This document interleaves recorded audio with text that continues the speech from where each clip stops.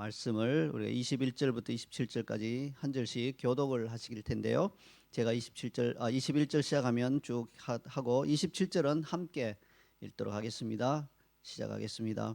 나더러 주여 주여 하는 자마다 다 천국에 들어갈 것이 아니요 다만 하늘에 계신 내 아버지의 뜻대로 행하는 자라야 들어가리라.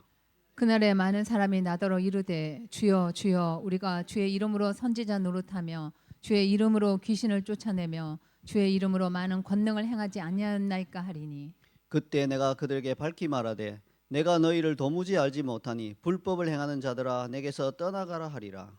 그러므로 누구든지 나의 이 말을 듣고 행하는 자는 그 집을 반석 위에 지은 지혜로운 사람 같으리니. 비가 내리고 창수가 나고 바람이 불어 그 집에 부딪히되 무너지지 아니하나니 이는 주초를 반석 위에 놓은 까닭이요.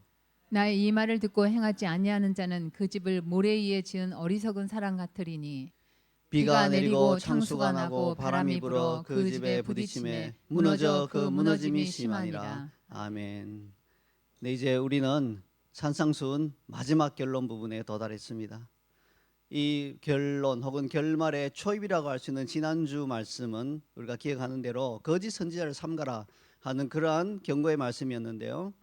이제 마지막 결론으로 예수님께서는 하나님의 백성들에게 단순히 거짓 선지자를 삼가는 것뿐만 아니라 그들 모두가 적극적으로 하나님의 말씀을 듣고 행하는 자가 되어야 한다. 그렇게 행하는 자가 되지 않으면 그것은 찍혀 불에 던져지거나 혹은 무너질 것이다 이렇게 경고하는 말씀으로 산상수훈을 끝내고 있습니다. 굉장히 강력한 경고이죠. 좀 힘들 것이다라든지 아니면 좀 어려움이 있을 것이다 정도가 아니라 아예 무너져 내릴 것이다. 근본부터 다 파괴될 것이다라고 경고하고 있다는 것입니다. 자, 좀 이상하지 않습니까? 이게 어떻게 보면 덕담이라고 할 수 있죠. 새해가 되면 우리가 또 존경하는 분들 찾아가서 덕담을 듣잖아요. 세배를 하고 덕담을 듣는데 일종의 덕담이라고 보았을 때 들려주시는 말씀은 마지막에 좋은 말로 마무리하죠.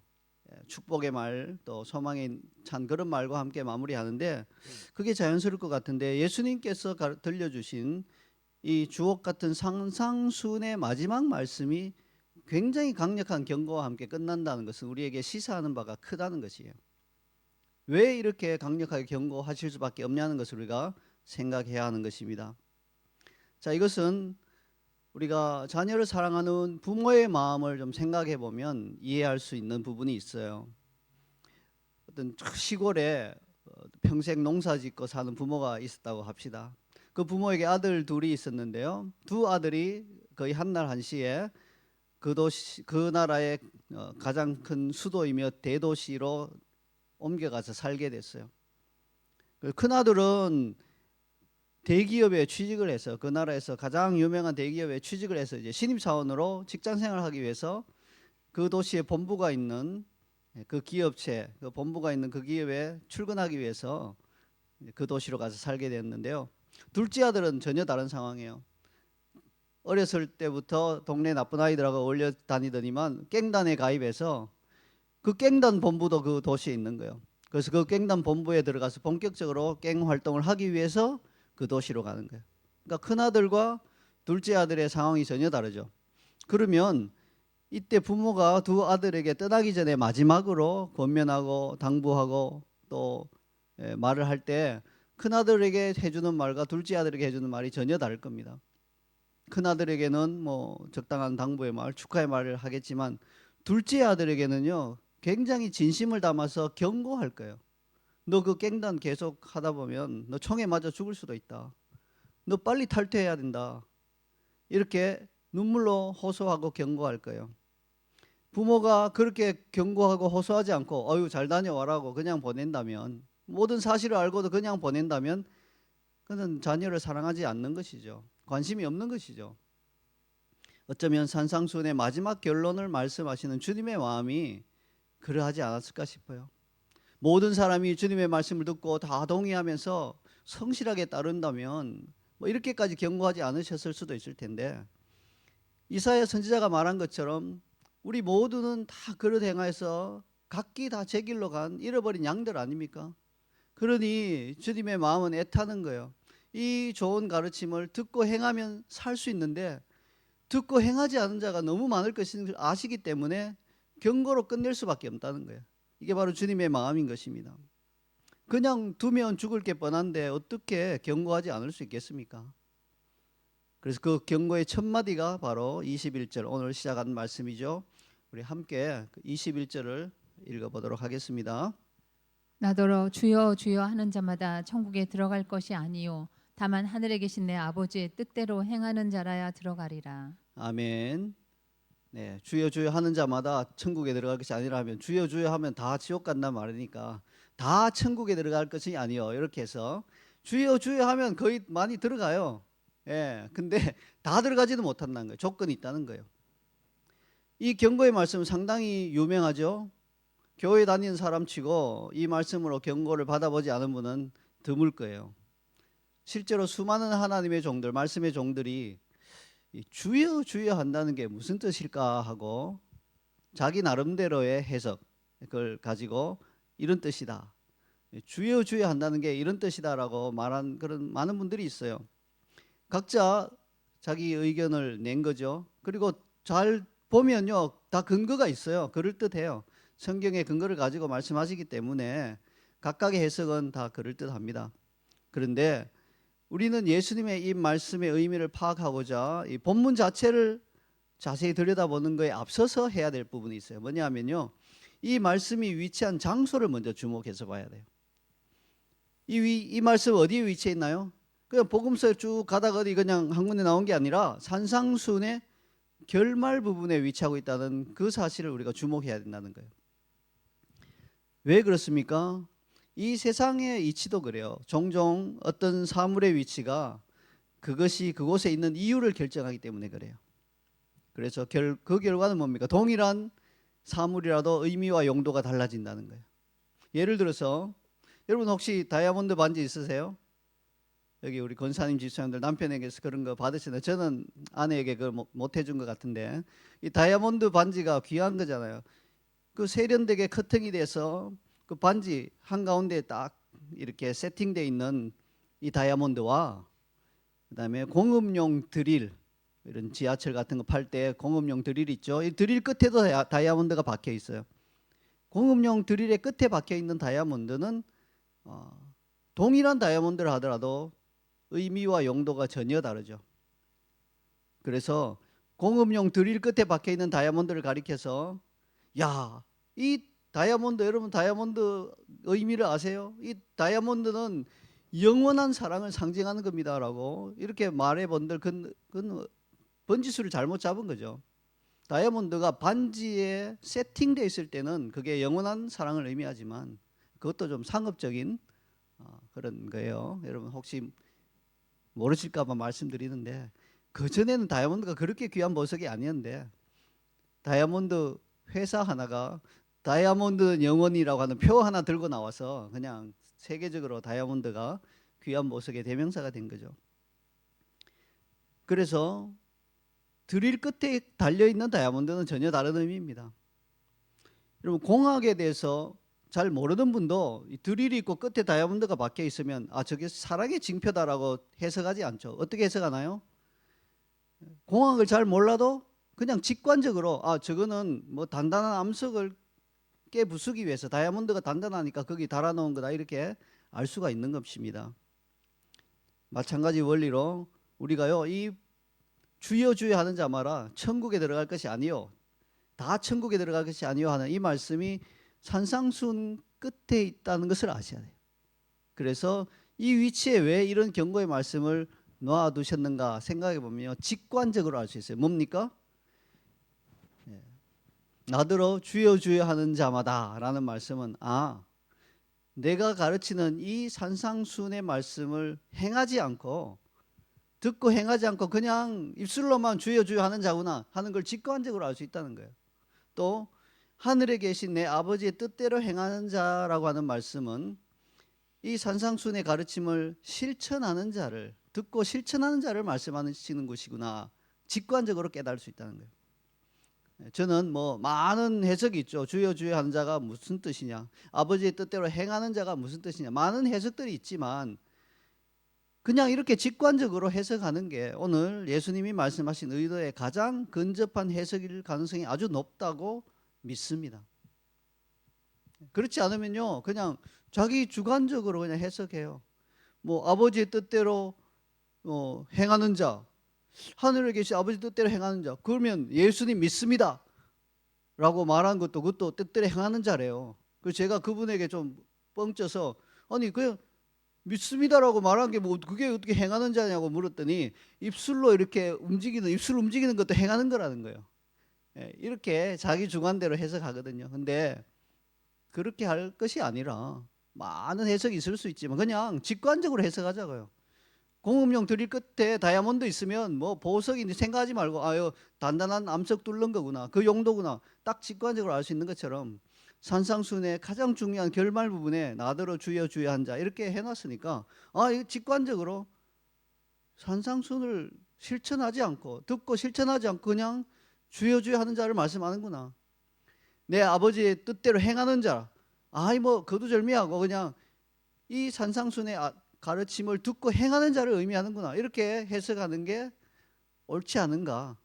100% 정답이 되고 그렇게 말씀은 못 드려요. 그러나 그게 옳지 않은가 저는 그렇게 생각합니다. 이렇게 산상순의 결말에 대한 제가 기초적인 이해를 여러분께 드렸습니다. 이제 오늘 본문을 본격적으로 보실 때 산상순의 가르침을 듣고 행하지 않는 자들의 특징 세 가지를 살펴보도록 하겠습니다. 이 특징이 세 가지가 있는데요. 우리가 이런 자들의 특징을 알고 이 특징이 나에게 적용되지 않게 하는 게 중요한 것이겠죠. 모쪼록 이 경고의 말씀이 우리 마음에 잘 박힌 못이 되어서 우리로 하여금 멸망하는 길, 무너짐이 심한 그 길로 가지 않게 되기를 원하는 것입니다. 왜냐하면요, 이 말씀에 귀를 기울이지 않고 행하지 않으면 그냥 뭐 천국은 가는데 별로 상급이 없다 이런 정도로 예수님이 경고하셨으면 좀 덜한데 그게 아니라 예수님의 경고의 말씀은 분명해요. 23절에 보니까 불법을 행하는 자들아 내게서 떠나가라 하시는 거예요. 예수님께서 떠나가라 하는데 어디로 떠나가야 되나요? 예수님 안 계신 뭐 천국이 어디 있을까요? 이거 직관적으로 우리가 알 수 있는 거예요. 이걸 뭐 복잡하게 떠나가라 하셔서 그냥 떠나서 어디론가 다른 데 간데 그건 지옥은 아닐까 이렇게 해석하는 게 아니라 떠나가는 거는요, 주님이 안 계신 곳이 어디예요? 지옥밖에 없잖아요. 우리가 직관적으로 이것은 굉장히 심각한 경고의 말씀이라는 것을 알아야 하는 것입니다. 산상순의 가르침을 듣고 행하지 않는 자들의 특징 첫 번째는 조금 전에 읽은 21절에 그대로 나와 있죠. 입술로만 주여 주여 하는 자들입니다. 주여 주여 이렇게 부르기는 해요. 어떤 사람의 이름이나 직함을 부른다는 사실이 그 사람과의 친밀한 관계를 의미하나요? 그렇지 않죠.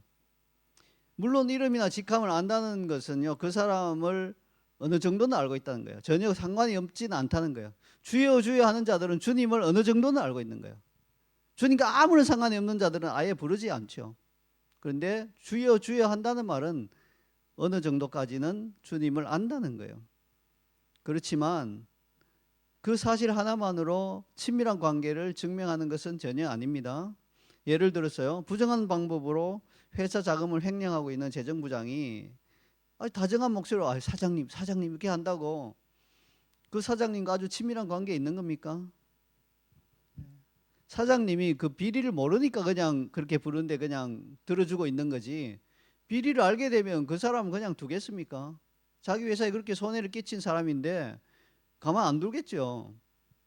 모르니까 그냥 사장님 하니까 이제 들어주는 거잖아요. 제가 선교 단체에 있을 때요, 우리 단체 이사장을 하셨던, 잠시만요. 네.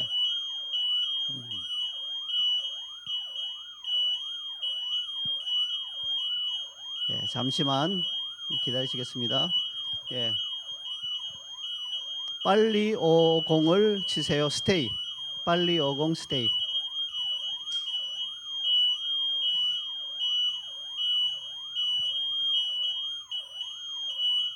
이게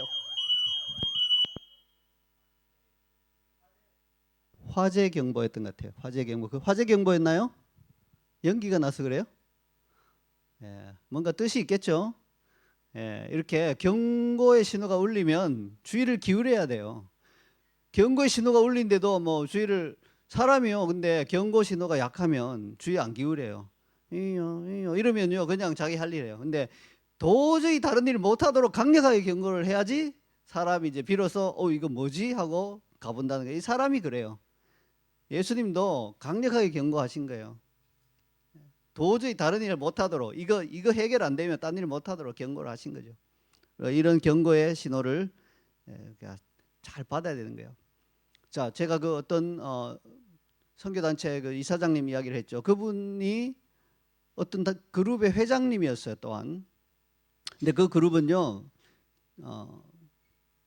이사장이기도 하고 회장이기도 했지만 장로님이기도 했죠. 그래서 선교에 정말 자기 자신을 드리다시피 한 귀한 분이었어요.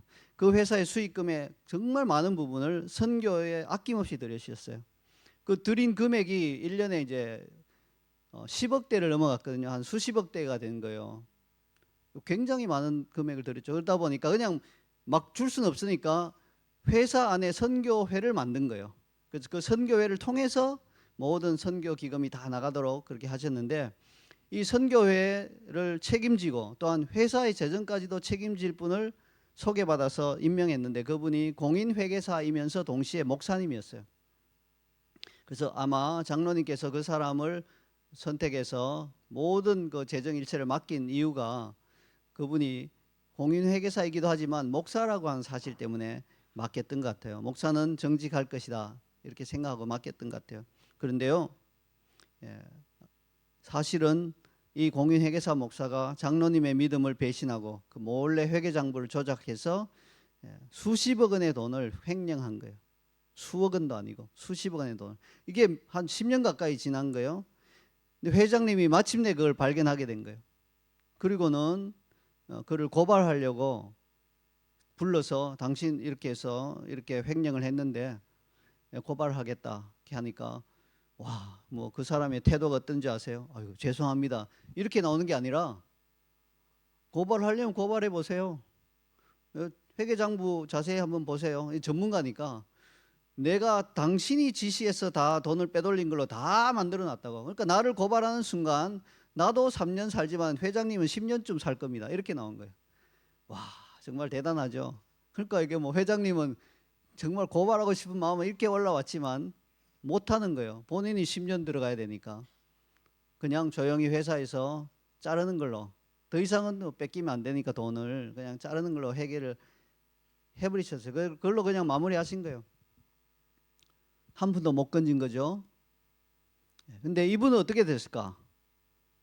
이분이 그 돈 가지고 뭐 융에 또 오락에 또 불륜에 뭐 자기 뭐 처백에 막 그냥 아파트 수억 원 아파트 사주고 이렇게 살았는데, 회사 나간 지 2년도 안 돼서 심장마비로 하루아침에 죽었습니다. 우리는 이게 하나님의 심판이었다고 확신을 했죠. 자, 이 재정 담당자의 목사님은 회사에서 근무하는 동안에 장로님 만날 때마다 회장님 그렇게 말했겠죠. 다정하게 인사했을 겁니다. 근데 사실은 그 회사에 어떤 기여한 것도 없고 회사의 재정을 축내기만 한 거죠. 만약 우리가 산상수훈에 오늘 방해가 아주 심하네요.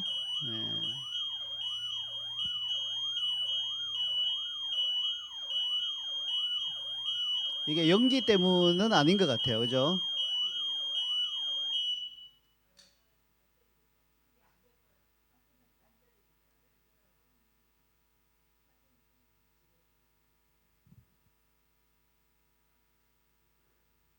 배터리가 떨어졌다고 이렇게 강력하게 나오지는 않을 거예요.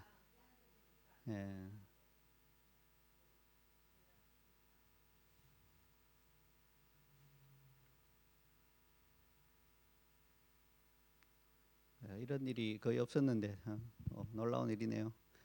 산상순의 결말을 하는데 들어오세요. 그냥 울릴 때 들어오세요. 다들 들어오세요. 다들 들어오세요. 오셔서 울릴 때마다 가셔서 누르는 그거밖에 안 되겠어요. 참별이가 좀 대기하고 있다가 좀 눌러주면 아니다. 이거 또 옮겨야 되니까 왔다 갔다 하세요. 예, 뭐 우리가 이걸로 그냥 저기 신경 쓰고 있다 보면 되는 게 아무것도 없어요. 자, 우리가 이런 자가 아닌가 살펴봐야 돼요. 주여 주여 한다고 주님이 다 속아서 그냥 그래 회장님처럼 이렇게 속지 않는다는 거예요. 다 압니다. 우리 마음이 어떠한지. 우리가 지금 어떻게 하나님 나라에 손해를 끼치고 있는지도 다 아시고 다 아시는 거예요. 자, 근데도 왜 주님은 우리를 그 자리에서 책망하지 않으실까요? 그 자리에서 야단치시고 그 자리에서 심판하지 않으실까요? 우리가 머리가 좋아서 그냥 우리를 심판하면 주님도 엮이도록 만들어놔서 그런가요? 아니죠. 그게 아니라 우리를 사랑하시기 때문에, 오래 참으시기 때문에, 회개할 기회를 주시기 위해서 끝까지 참으시는 거예요. 끝까지. 혹시라도 돌이킬 수 있도록. 그렇지만 주님이 주시는 기회의 시간은 영원하지 않습니다. 사장님은 결국 이 재정 담당자의 이 부정을 밝혀내셨죠. 그런 것처럼 드러나는 날이 온다는 겁니다. 심판의 날이. 그렇죠. 심판의 날이 오기 전에 입술로만 주여 주여 하는 것을 우리가 거쳐야 합니다. 그럼 실생활에서 적용해 보면 이런 거예요. 산상순의 가르침을 우리가 그대로 정면으로 다르게 행동하고 있다면 그거는요 주여 주여 하는 거예요. 산상순의 말씀이 어떻습니까? 죄 지은 자를 용서하라고 그렇게 말씀하고 있잖아요. 근데 그 미워하는 마음을 그대로 품고 예배하고 기도한다고 합시다. 예배하고 기도하는 중에 주여 주여 하겠죠? 근데 남을 미워하고 용서하지 못하는 그 마음을 그대로 품고 한다면 이게 이제 입술로만 주여 주여 하는 겁니다. 얼마나 자주 예수님께서 산상순을 통해서 천국 백성은 마땅히 용서해야 한다고 여러 차례 강조하면서 가르쳤잖아요. 형제가 너에게 잘못하거든 예물을 두고 가서 사화하고 와서 예배 드려라. 예배도 필요 없다 하시는 거잖아요. 그 예배를 중요하게 여기신 하나님이 예배가 우선이 아니라 먼저 사화하고 와서 화합하고 와서 예배 드리라 이렇게 하시는데 완전 무시해버리고 그냥 예배만 드리면서 주여 주여 한다고 그게 받아들여질 거라고 생각하는 게 바로 우리가 이 산상순의 결말에 해당하는 이 말씀을 어기는 것이죠. 이 경고를 무시하는 것입니다. 근데 뭐 그렇다고 우리가 완전히 할 수는 없잖아요. 처음부터 어떻게 완전히 용서하겠습니까? 그렇지만요 이 주님이 그렇게 경고하고 말씀하셨기 때문에 용서하려고 애쓰고 노력하는 것과 아예 그 마음조차 없고 시도하지 않는 것은 전혀 다른 이야기죠. 애쓰고 노력하는 사람은 성령님께서 그렇게 할 수 있도록 힘을 계속해서 공급해 주시는 거예요. 그래서 결국은 완전한 용서를 향해 나아가게 하시는데 시도조차 안 하는 사람은 10년이 지나도 그대로예요. 오히려 더 심각해진다는 것입니다. 그러면 누군가 저에게 그럼 당신은 지금 마음에 용서하지 못한 사람이 한 명도 없냐? 라고 물을 때 저는 자신 있게 없습니다라고 말할 수는 없을 것 같아요. 그렇지만 자신 있게 대답할 수 있는 또 하나의 말은 뭐냐면요. 제가 용서해야 할 모든 사람을 용서할 수 있도록 힘을 주시라고 제가 기도하고 있다는 거예요. 애쓰고 있습니다. 저는. 저에게 아주 큰 잘못을 했다고 제가 생각하는 그런 한 분이 있어요. 물론 그분 입장에서는 전혀 아닐 수 있죠. 내가 잘못한 거 없다고 생각할 수 있는데 저 입장에서는 그분이 저에게 참 평생에 씻을 수 없는 그런 잘못을 한 것 같아요. 그렇게 느껴져요. 자, 그런 분이 있었는데 참 처음에는 용서하기가 아주 힘들었어요. 혹시 길에서 만나면 뭐 안 보고 싶은 그런 마음이 있었어요. 근데 그를 용서하기 위해서 많이 애쓰고 힘썼어요. 도와달라고 하나님께 기도하기도 했어요. 이제는요 그 사람이 전화가 와서 내가 시드니를 방문하는데 한 주간 나를 좀 이렇게 안내도 좀 해주고 갈 사람이 필요한데 당신이 좀 도와줄 수 있냐면 기꺼이 도와줄 수 있을 정도는 될 것 같아요. 그 정도는 간 것 같아요. 그럼 하나도 없냐? 뭐 섭섭한 마음 이런 건 조금은 있겠죠. 그러나 노력하고 애쓰다 보니까 조금씩 좋아지는 걸 느낀다는 거예요. 전혀 안 하는 것과 이렇게 애쓰고 노력하는 것은 하나님도 다르게 보신다는 것입니다. 동일한 원리가 산상순 모든 가르침에 그대로 적용됩니다. 억지로 오리를 가자고 하는 사람에게 처음부터 오리까지 가기는 어렵죠. 처음에는 1, 2도 가지기 싫을 거예요. 한 걸음도 같이 떼기가 싫을 수 있습니다. 그러나 아예 안 하는 것과 1, 2만 가줄 거야 하고 가는 거는 다른 거예요. 1, 2를 가졌으면 그 다음에는 한 3, 2 정도 가줄 수 있고 그 다음에는 오리까지 가줄 수 있고 그렇게 되다 보면 아이고 뭐 그래 더 가주자 하고 10리까지도 가줄 수 있는 완전히 그 가르침을 실천할 수 있는 지경까지 갈 수 있다는 거예요. 전혀 하지 않는 것과 몸부림치는 것은 다르다는 것을 기억하시기 바랍니다. 자, 이제 산상수훈의 가르침을 듣고 행하지 않는 자들의 특징 두 번째를 살펴보겠습니다. 그것은요 22절과 23절에서 찾아볼 수 있습니다. 함께 읽겠습니다.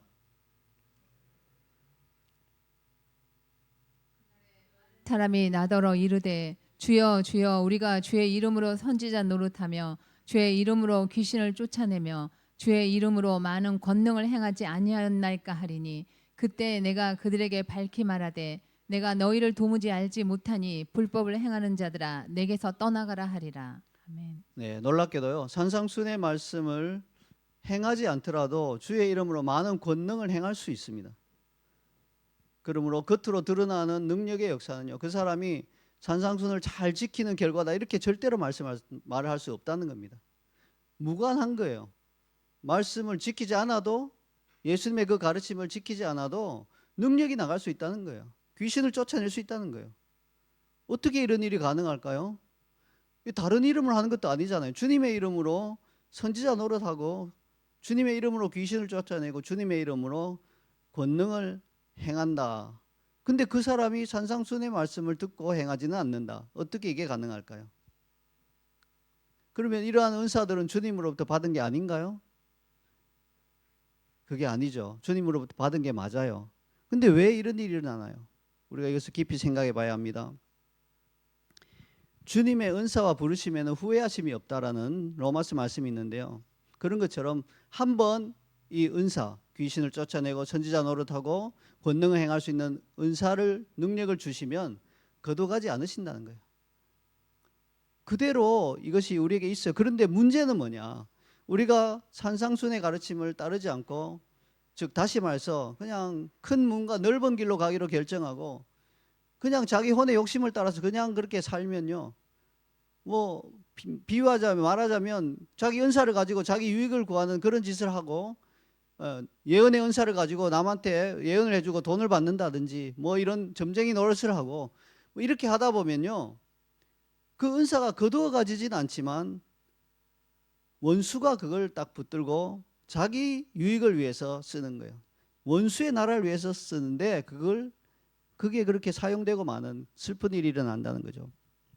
비유하자면요. 이전에는 손에 칼을 들고 병자들을 치유하는 그 외과 의사와 같은 자가 이 똑같은 칼을 들고 나가서 강도짓을 하는 자로 변한 것과 똑같은 거예요. 칼은 똑같아요. 손에 들린 것도 똑같아요.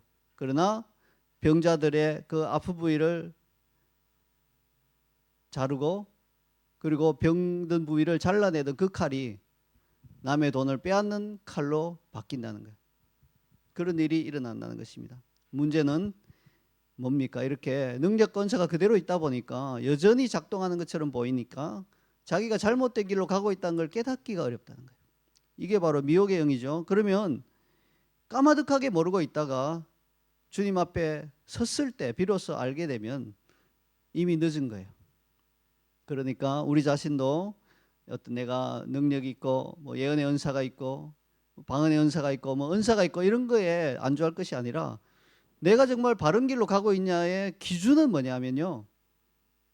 은사가 있느냐가 아니라 있으면 좋죠. 물론 얼마든지 좋죠. 너무 좋아요. 그러나 그게 기준이 돼서는 되는 게 아니라 내가 산상수훈의 가르침을 듣고 행하고 있는가 하는 게 기준이 돼야 하는 거예요. 그게 기준이 되지 않고 이게 기준이 되면 안 된다는 거죠. 이렇게 말씀드리면요. 에이, 나는 뭐 선지자도 아니고 귀신을 쫓아내지도 못하고 권능을 행하지도 못하니 뭐 그런 염려 안 해도 되겠네요. 이렇게 말씀하는 분도 있을 수 있어요. 하지만 누구도 안심할 수 없다는 거예요. 한번 생각해 보세요. 대학 교수나 의사나 변호사도 보이스피싱에 당하기 때문에 보이스피싱 정말 조심해야 됩니다. 이런 말을 들었을 때 아유 뭐 나는 대학 교수도 아니고 변호사도 아니고 의사도 아니니까 보이스피싱 같은 데 안 당해요. 이렇게 말할 수 없잖아요. 이 의사, 변호사, 교수처럼 고등교육을 받은 사람도 보이스피싱에 당할 수 있는데 그와 같이 지적 능력이 뛰어나지 못한 나는 더 당할 수 있겠다라고 생각하고 더 경각심을 가져야 되죠. 그러니까 나는 선지자나 귀신을 쫓아내는 자나 많은 권능을 행하는 자가 아니라 하더라도 그런 대단한 사람들마저도 잘못된 길로 갈 수 있다면 나는 더 조심해야 되겠다라고 생각하는 게 정상적인 반응인 것입니다. 그러므로 산상순의 가르침을 듣고 행하지 않더라도 얼마든지 권능의 역사가 일어날 수 있음을 알고요. 자신에게 그와 같은 놀라운 성령의 은혜나 권능이나 역사가 있다 하더라도 늘 내가 바른 길 가고 있는지, 산상순의 말씀을 듣고 행하고 있는지를 그걸 기준으로 자신을 평가해야 되고요. 그런 놀라운 역사가 일어나지 않는다면 더 조심해야 됩니다.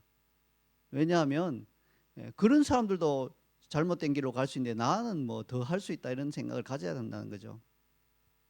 이제 마지막으로 산상순의 가르침을 듣고 행하지 않는 자들의 특징 세 번째를 살펴보겠습니다. 자, 그것은요 26절과 27절에서 찾아볼 수 있습니다. 함께 읽겠습니다. 나의 이 말을 듣고 행하지 아니하는 자는 그 집을 모래 위에 지은 어리석은 사람 같으리니 비가 내리고 창수가 나고 바람이 불어 그 집에 부딪힘에 무너져 그 무너짐이 심하니라. 아멘. 네, 산상순의 가르침을 듣고 행하지 않는 자들은 비가 내리고 창수가 나고 바람이 불 때까지는, 다시 말해서 심판의 날이 올 때까지는 아무 문제 없이 멀쩡해 보일 수 있다는 겁니다. 그러나 심판의 날에는 처참하게 무너져 내릴 것입니다.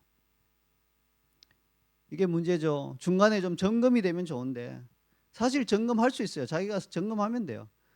근데 점검을 안 하니까 마지막 날에 그냥 딱 점검이 되면 그때는 이미 늦었다는 겁니다.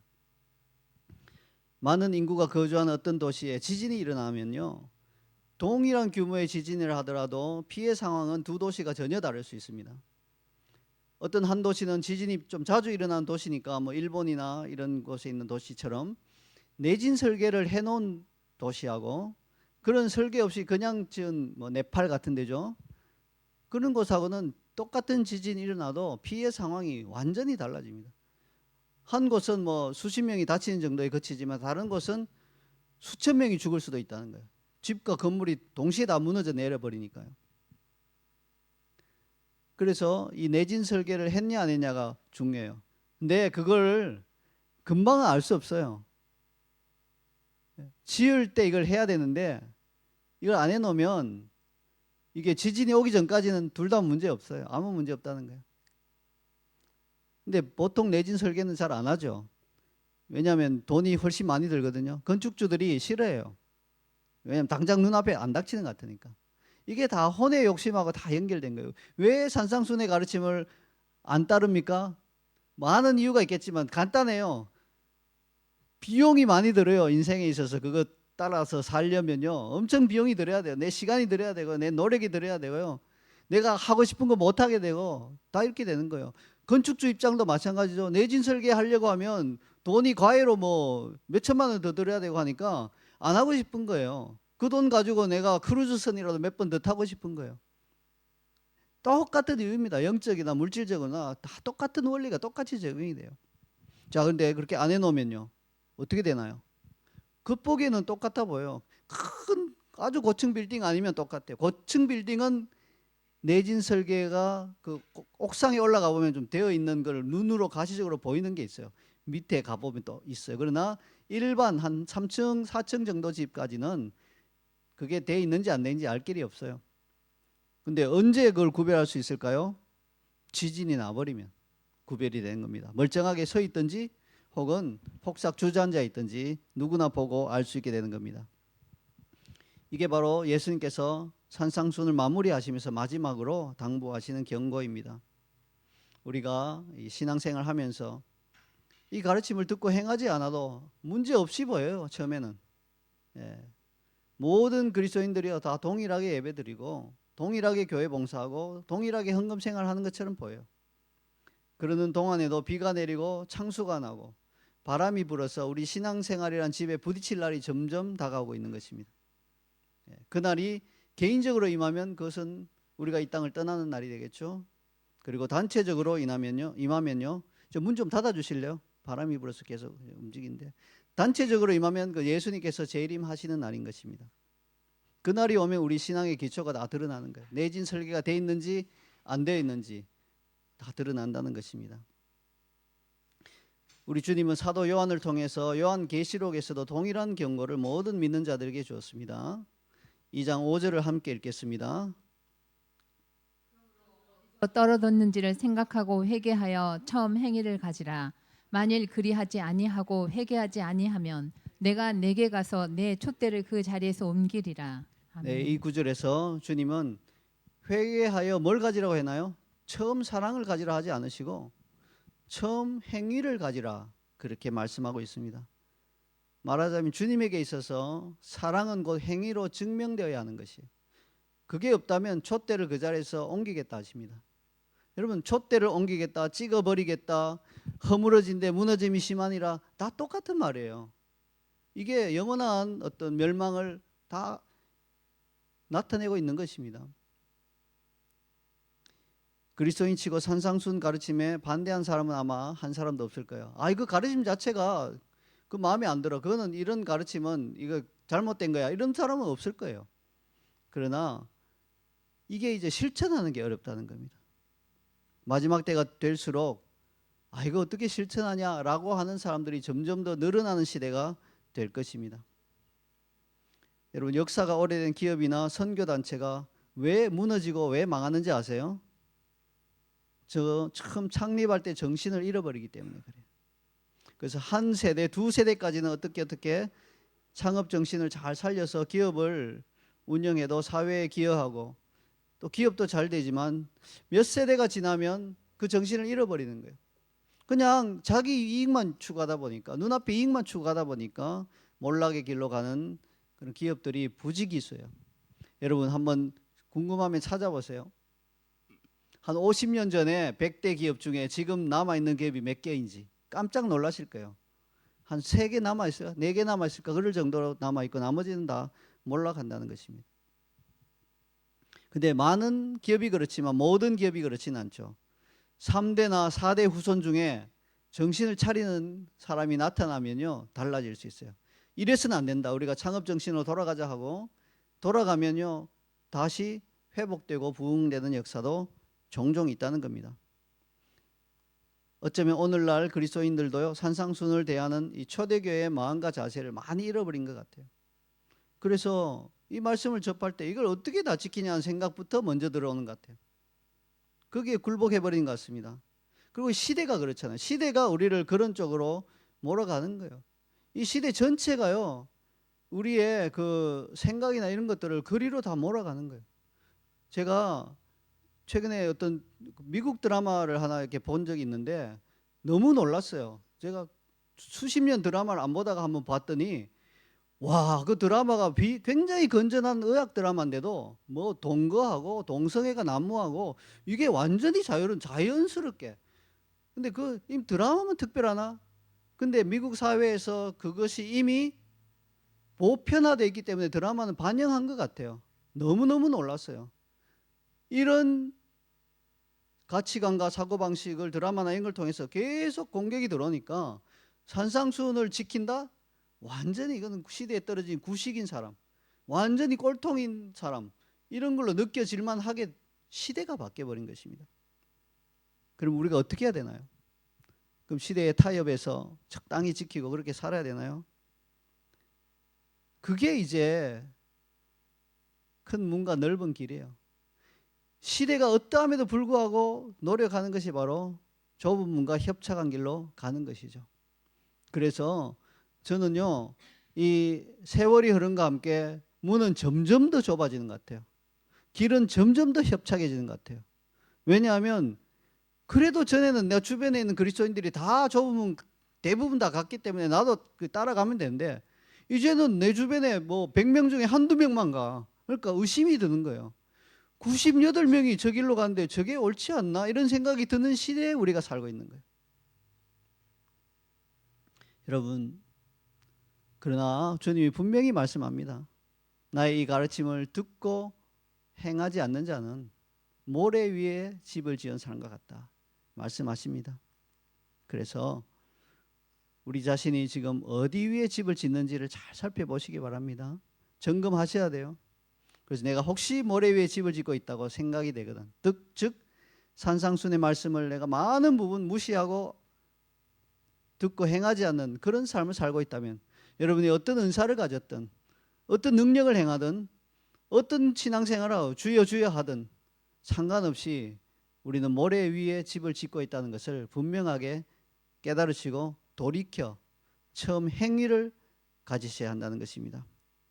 우리가 이렇게 천국 백성으로 예수님의 제자로 주님이 가르쳐 주시는 이 말씀을 듣고 행하는 자로 이 땅을 살아가게 되기를 주님의 이름으로 축원합니다. 아멘. 우리 기도하십시다. 우리 자신을 한번 돌아보십시다. 우리가 어디 위에 집을 짓고 있는지, 우리가 집을 짓고 있는 그 기초가 무엇인지. 바람이 불고 창수가 나고 홍수가 그 집을 때리기 전까지는 아무렇지도 않아 보여요. 똑같아 보여요. 저 집이나 우리 집이나, 또 특별히 내 주위에 집 짓는 모든 사람이 다 그 모래 위에 지으니까 난 그렇게 지어도 괜찮은 걸로 착각하기 쉬운 시대에 우리가 살고 있다는 걸 기억하시고, 그들을 볼 것이 아니라 말씀을 기초로 내가 반석 위에, 그 단단한 반석 위에 집을 짓고 있는지, 아니면 듣고 행하지 않으므로 모래 위에 집을 짓고 있는지를 우리가 자신을 점검하는 우리 모두가 되기를 소원합니다. 우리 함께 말씀을 보며 기도하며 나가도록 하겠습니다. 주님, 다들 주여 주여 하는 자 다 천국에 들어갈 것이 아니라 말씀하신 주님, 주님 두렵습니다. 내가 입술로만 주여 주여 하고 있는지, 하나님 나에게서 은사가 있고 능력이 있고 주님의 기적의 역사가 일어나고, 하나님 내가 교회 생활하고 예배드리고 11조하고 헌금하고 이런 것들로 인하여서 하나님 나는 좁은 문을 가고 있다고 착각하고 있는 것이 아닌지 나 자신을 돌아보게 해주시옵소서. 주님, 주님의 그 말씀을 듣고 행하는 자라요, 아버지의 뜻대로 행하는 자라고 하셨습니다. 주님 어찌합니까? 그러나 주님 우리에게 힘을 주시옵소서. 우리 마음을 변화시켜 주셔서 우리가 이 말씀을 거부할 것이 아니라, 어려운 건 인정하지만 주님 그 좁은 길인 것을 인정하지만 하나님 우리가 반석 위에 집을 세울 수 있도록, 하나님 그 말씀을 듣고 조금이라도 실천할 수 있도록 몸부림치는 그러한 자 되게 하여 주시옵소서. 하나님 그러할 때 하나님 우리가 그 광명한 길로, 넓은 길로, 그 주님께서 열어주시는 그 길로 갈 수 있을 것입니다. 우리를 그와 같은 길을 보여주시옵소서. 주님 감사합니다.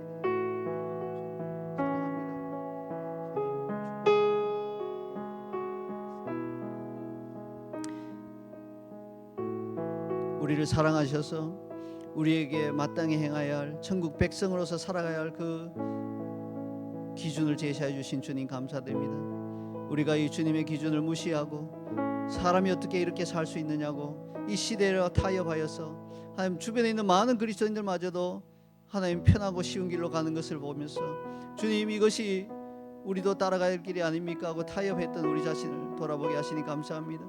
하나님 우리가 산상순의 그 귀한 말씀을 하나라도 실천할 수 있고 몸부림칠 수 있는 그러한 자들 되게 하여 주시옵소서.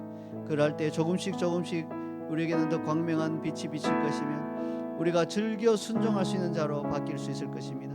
하나님 그와 같이 초대교회 우리 성도들 같은 그 길을 우리도 따라갈 수 있도록 우리 자연CC 모든 성도들 마음 가운데 주님 힘과 용기를 또 믿음을 허락하여 주시옵소서. 감사드리며 예수님의 이름으로 기도하옵나이다. 아멘. 우리 모두 일어나셔서 시온의 영광을 즐겨보겠습니다.